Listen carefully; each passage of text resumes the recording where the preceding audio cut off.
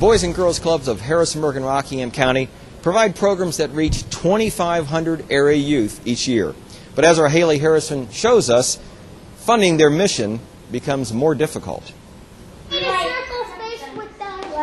In a few short years, the club's budget has shrunk close to $1 million. As we put $1 in the top of the bucket, a dollar drains out the bottom. But the mission remains the same, only now they're serving 10% more kids.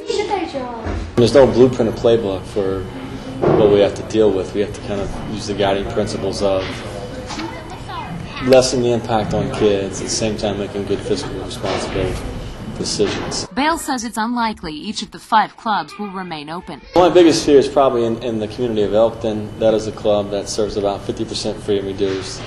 It is the only program in that community. If the clubs can't keep serving kids, Bale says there will be a ripple effect throughout the community. If they go the wrong way in their life, they're going to impact you. You're going to pay more taxes for overcrowded jails like you're doing in Rockingham County. I mean, if your community becomes unsafe, now your property values go down. I mean, all these things are interconnected. There's no way to escape them. You live here, you're impacted by the outcome of these kids. Haley Harrison, WHSV News 3.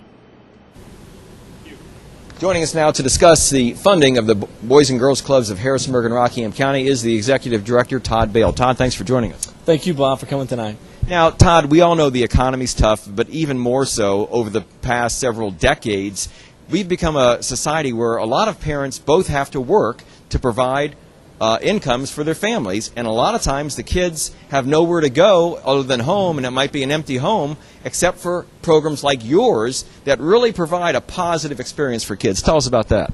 Well, you know, our mission is to create caring, productive, responsible citizens. We have youth development programming for kids 6 to 18 throughout the county, here in the city. Many of the families have latchkey situations. They have both parents who work hard all day, and we make sure homework gets done and snacks get given to kids. And for many of these kids, the club is a surrogate home for them.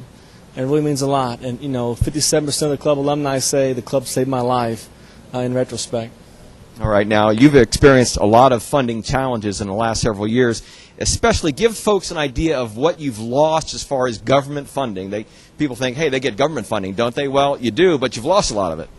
We've lost probably $300,000 plus in the last couple of years, and that's just the trickle-down realities of the economy. That's federal and local, right? Federal and local. We've made up that through aggressive fundraising, and some of that was increasing fees. We cut 2.5 administrative positions here first and foremost, so we've closed the gap immensely. We're $220,000, a little ahead of last year, but we're still barely breaking even. And it will take this event and much more like this event to meet our budget. Now, speaking of the event and meeting the budget, you give out a lot of money, in a sense, in the way you give out scholarships, because a lot of the – tell us how much in the scholarship money you give out to kids and families that can't afford the regular price or the regular fee. Well, it's very significant. It's about $200,000 a year. We meet families where they're at. Many of the families pay $15 a week. Some pay none a week or $5 a month. We meet families where they're at to make sure the program's affordable and accessible, and we have to raise that $200,000 a year to fill in the gap. What will it mean if these types of fundraisers are not successful to make up the gap for kids? I mean, I guess funding programs may have to be cut. And then we have to tell kids we can't take you. And that's something we never want to say to any family, is we can't take your child because of money. And the only way we can do that is with people's help, like tonight. And right now, we've got folks here that are calling out, supporters, staff members calling out people who have contributed in the past, who might contribute in the future, but also people that are watching can call in, correct? That is correct. They can call into your station, 433-9191, or they will be called today by one of our callers and volunteers. So don't wait for the call. If you haven't gotten a call yet, call that number, 433-9191. We'll have more from this a little bit later. Now, Mal, let's send it back to you.